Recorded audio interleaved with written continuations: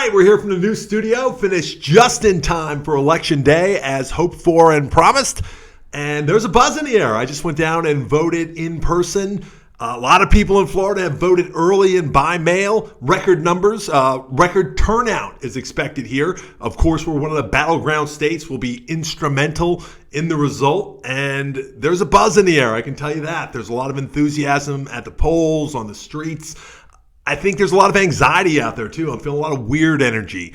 We've got a lot of plausible scenarios. People are anxious not only of the result, but are we going to get the result anytime soon? It's incredibly unlikely that it seems that we're going to get one this evening. It seems unlikely that we're going to get one tomorrow. It might take several days, could take weeks. It could go to the court. And of course, there's the concern of whether there'll be civil unrest anywhere. We've seen some disturbing images so far the last couple of days. Most notably, I think that caravan of Trump trucks in Texas that harassed and seemingly tried to run off the road a Biden campaign bus that wasn't carrying the candidate or Senator Harris. Apparently, I believe it was a Texas state senator maybe that was on it, but no Secret Service around it. But some really disturbing imagery. The president said he didn't see anything wrong with it. Our senator here, Marco Rubio, bragging that what Texans don't understand is we do that all the time here, saying it with pride. And it's a dark energy, not something that I think, if you watch the video, it's certainly troubling. You have one truck running up on the bumper of the van, and you have this, this very clearly intimidating, harassing, and, out and out dangerous behavior. And then, that we can't all look at that and say, all right, this is beyond the pale. This is dangerous. We're all Americans, no matter what side you're on. It shouldn't be coming to this before the results.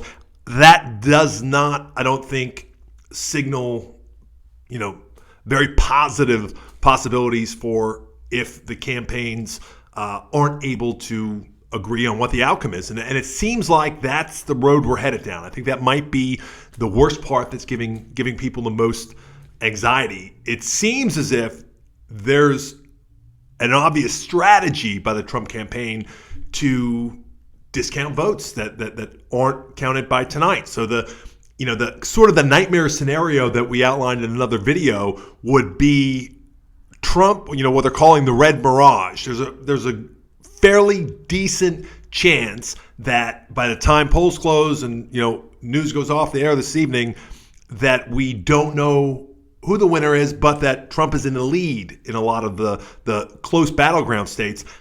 And then that would probably precipitate a blue shift where a lot of those states then would turn blue once they counted the mail-in ballots. So there seems to be a very obvious intent to try to win by not counting as many of those as possible. And the president has referenced Pennsylvania and a couple other places to sort of suggest that there has to be a winner announced tonight, and that if there is a different one after who's in the lead tonight, it can only happen by fraud. Of course, that is completely not true.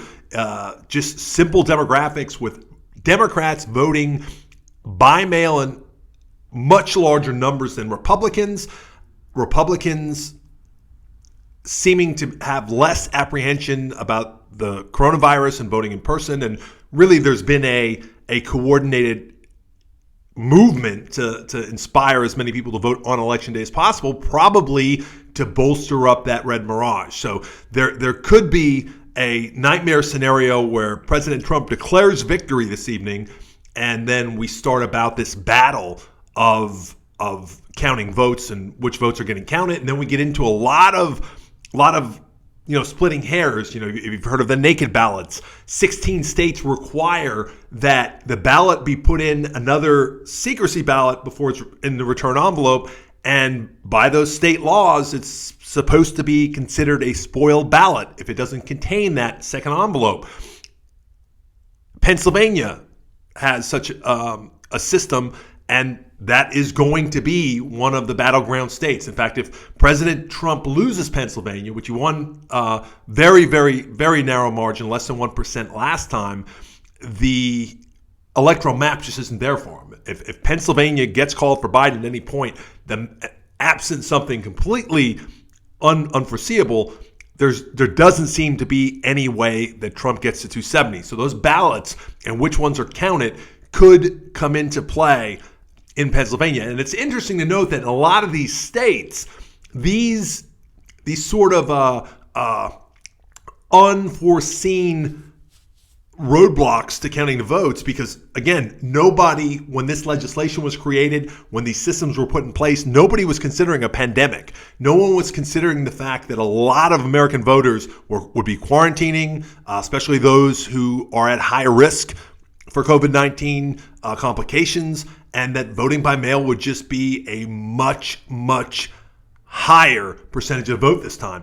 And the problem is a lot of those states that could have very easily cured that by legislation. Pennsylvania, for example, could have very easily changed that, especially what they've seen from the primary, but it's completely controlled by a Republican legislator, both chambers of their state legislature. And that's the case in a lot of these battleground states. So you're having this coordinated effort, again, in these states to say, we don't want, or we want to discount as many early votes as possible, or vote by mail as possible, and we want to really hinge on the election day voting because it's going to favor them, not only the presidency, but down ballot, which is going to be important. And that's going to be another interesting thing to look at. So let's talk a little bit about the numbers. Okay, let's get in the horse race of it. The polling, and we did a video on the polling in 2016, how it wasn't nearly as off as most people seem to think. In fact, the national popular vote average was right in line. It was about 1%. It had Hillary winning by about 1 point, about 3.5 points, so about a point higher than she won the popular vote by. But polling's done generally with a 3-point margin of error. So that's to say that if someone is up by 2 and loses by 1, that's not bad polling. You know, that's what the polling is telling you. We can't predict it precisely, but this person is leading, and all the indications of the way this poll composition has been conducted would say that we could be off by whatever the case is, usually around 3 points. So that part of the polling happened fairly predictably, and you could see the movement toward Trump at the end. He was surging with the release of the infamous, notorious, we should say, Comey announcement that the FBI was looking into emails again right before the election, 5 days before, I believe. So we saw the polls move, and there's no real surprise that they can continue to move through election day. And a lot of that polling wasn't updated through election day, so we didn't capture that movement. And the only places that were really off, even in states, the state averages were historically right in line. Since if you go back to 1972, same as the national, states are typically a little bit less accurate, about 2 points less accurate than the national polling. As you get smaller and there's more idiosyncrasies that can throw things off. So they weren't that far off. It was just a couple states that broke later that the polling looked distinctly different from what we'd expected.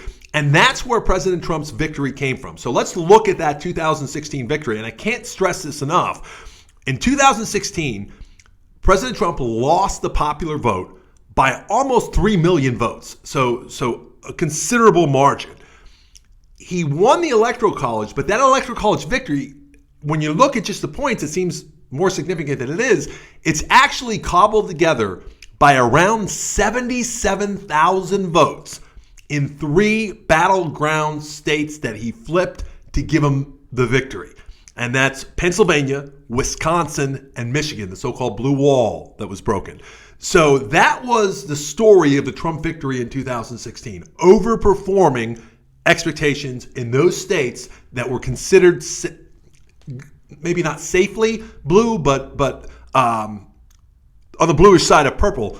And that doesn't appear like it's going to happen again. So when you look at that, you say if 77,000 votes would have just shifted in those 3 states, now it's a popular vote and electoral college victory for Clinton in 2016. So of course that didn't happen. But when we look and say, how does he recreate that victory? And this is something that it really doesn't seem that Trump supporters are digesting, and that is that he has never, ever had a majority of support. I mean, that's just a mathematical fact. He won the presidency with under 47% of the popular vote. So that's historically low. For example, Mitt Romney, who lost handily in 2012 to Barack Obama, had a greater percentage of the total vote than President Trump won with in 2016. So that 77,000, vote, 3-state cobbling together patchwork victory, it's just very, very thin historically. It's one of the thinnest historical presidential victories ever. So you look and you say, what's happened since? Well, since then, in those 4 years, he hasn't broken 50% in an approval rating yet. So you look and you say, okay, you've never had the majority of Americans with you at any point. That could be hard to imagine when your base is as enthusiastic as it is. So I think there is this misinterpretation of Trump supporters and the Trump campaign of thinking because the enthusiasm among that minority is so high that it somehow translates to more votes. And that simply doesn't happen. And that would probably be, if Trump loses this race, that will be the story of this election, in my opinion. That he had a lot, again, in that very narrow victory, he had a lot of tenuous support. So what I mean by that is you had a lot of people that said, I don't really like him, but I don't like the other person more. And I'm not opposed to just shaking things up. I think, when you look at Sanders' popularity in 2016, Senator Bernie Sanders, who nearly won the Democratic nomination, and you look at Trump's popularity, and you look at the crossover vote between them, even though their platforms couldn't be more different, it was very clear that 2016 was a change election. People were tired of the system, and they were ready to blow it up in order to start anew, so to speak. They've now done that. And now Trump is running as an incumbent who has blown up the system, for better or worse, depending on what you think of his politics. And you have to now look and say, okay, what's going to change? If you didn't get more support in these last 4 years, if you didn't gain more support of that same electorate, is there going to be movement towards Trump among people who didn't vote last time? Because we're looking at record turnout in a number of states, including here in Florida. Texas is way on pace to way overperform their typical turnout. So you're going to have a lot of states that have just a larger percentage ever to participate. And that also makes polling shifts very difficult to predict because you're looking at really last cycle's numbers. It could be very different when you have a lot of new voters coming in. And we're seeing that in the polling. So again, if we look at the polling, President Trump can't really afford to lose any of the states he won without replacing them with an even a greater amount of electoral votes. And there's not a lot of those states in play. So let's look just at the states that he won in 2016 that are now too close to call. And that's another story of what we're seeing today is that there are so many integral battleground states that are within the margin of error. Many states that are reliably red are in this category. So let's look at the states that Trump won in 2016 that are in play right now. We've got Arizona, Florida, Georgia, Michigan, North Carolina, Ohio, Pennsylvania, Texas, and Wisconsin. All of these went to Trump in 2016, and all of them are too close to call right now if you look at all the polling.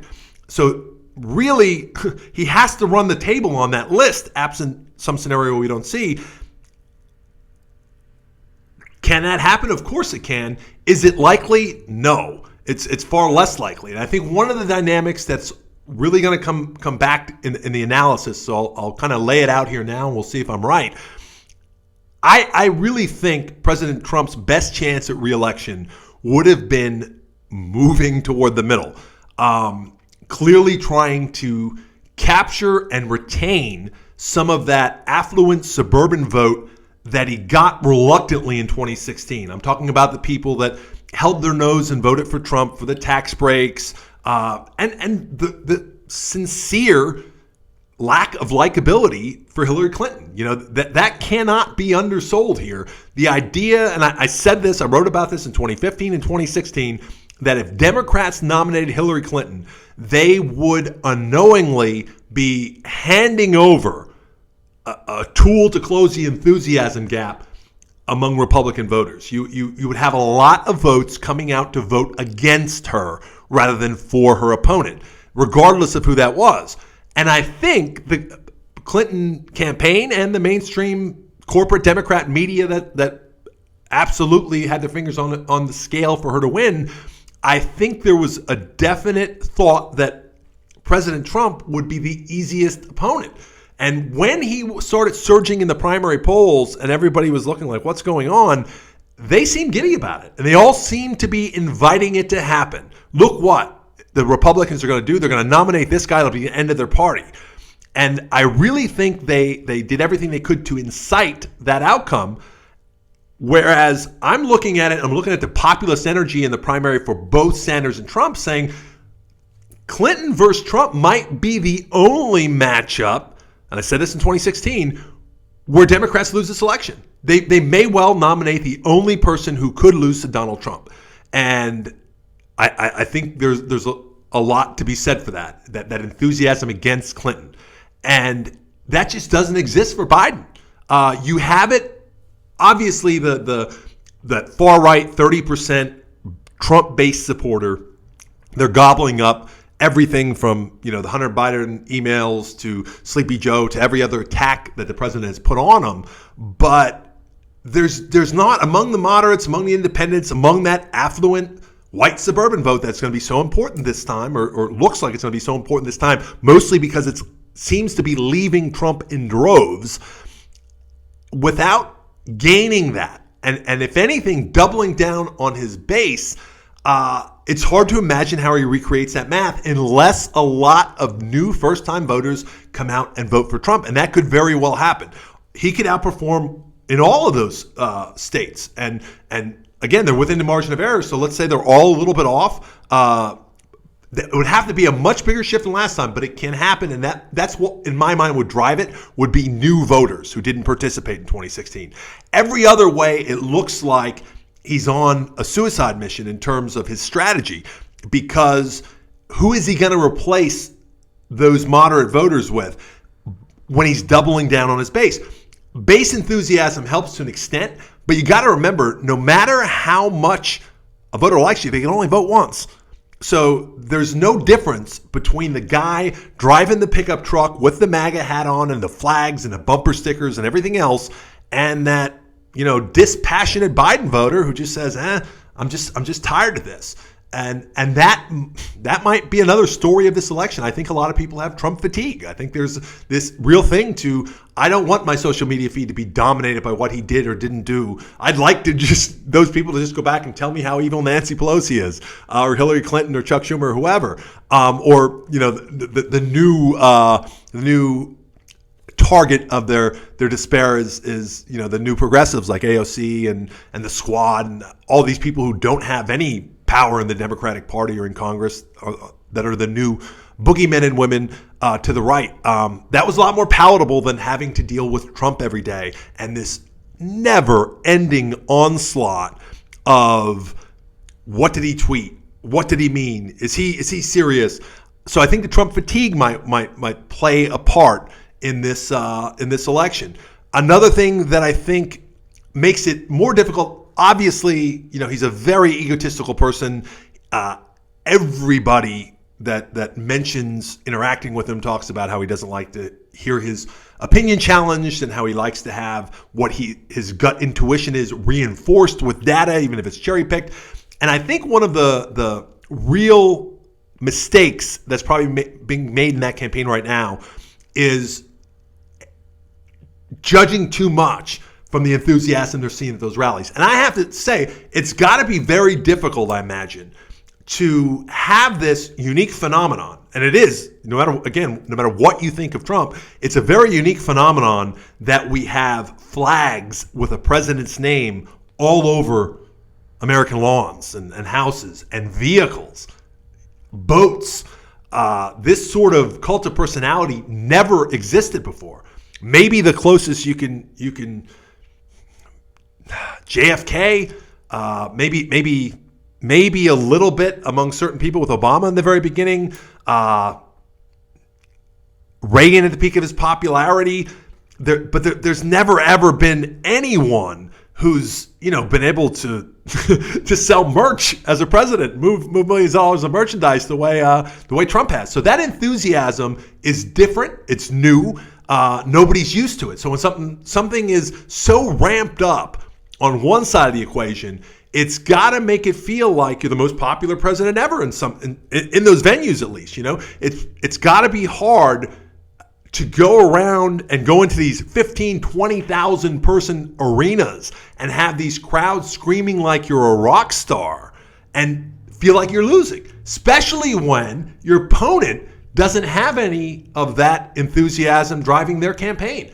But it very well can happen, as Bernie Sanders learned. We saw that exact same dynamic in the 2016 Democratic primary. I remember, in fact, the one that I'll point to is they were in Tampa on the same day at one point, and Bernie had sold out or packed the arena at the state fairgrounds, and Hillary Clinton was having a really hard time in a small ballroom at a hotel, filling it up with 300 people.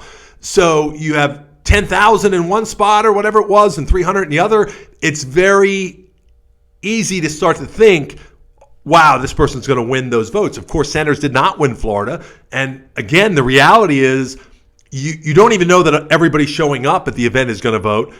You imagine that they have that much enthusiasm, they will. But it doesn't mean that people who didn't feel the need to come out, spend hours in a security line, going through and then waiting hours more for the candidate to arrive and come out, they didn't feel the need to do that to vote for Hillary Clinton in the primary. They were content just to cast a ballot. And that person who just casts a dispassionate ballot cancels out that one who spent 10 hours of their Wednesday cheering on their candidate. So that enthusiasm is not always directly translated into results at the polls. So that's something to keep in mind. But I think that might be some of the strategic or maybe the origin of some of the strategic mistakes that's happening with the Trump campaign. And when I say the Trump campaign, I mean President Trump, because we all know that he calls the shots. And if he says, "Hey, we're gonna shift gears here, we're gonna go in a different direction," or I don't like running like I'm losing, which is very clear he doesn't. He likes to just drive on, filling in his own narrative, and I think that's probably what makes it compelling to a lot of his devout followers, is they keep hearing him say, "Don't listen to the polls. We're way ahead. It's going to be a landslide." But if they listen more closely, they could hear he's preparing to lose. He's definitely preparing to need to cut off the votes to keep that coalition together. And when we look at that, let's point out, when we talked about those states, Georgia, he won by 5 points last time.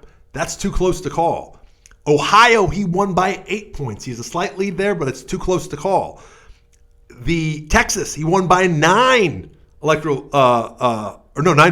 or 9 points, 9%. And, so almost a landslide. 10% up is considered a landslide victory. Almost a landslide in Texas in 2016. I still think he's going to win it, but the fact that it's within the margin of error and anything could happen, and it could go blue, which Democrats have been talking about for a long time, it actually could. That says a lot, and again, maybe a lot of these things are wrong, but historically, even including 2016, that doesn't happen very often. And so the larger point is that right now, Joe Biden's chances are looking far better than a candidate from his party that only really lost the Electoral College by 77,000 votes last time. So the extent to which Trump would have to overperform is incredibly high. So, that's the thing that we've got to be watching most closely, and I think that'll tell the story of this election.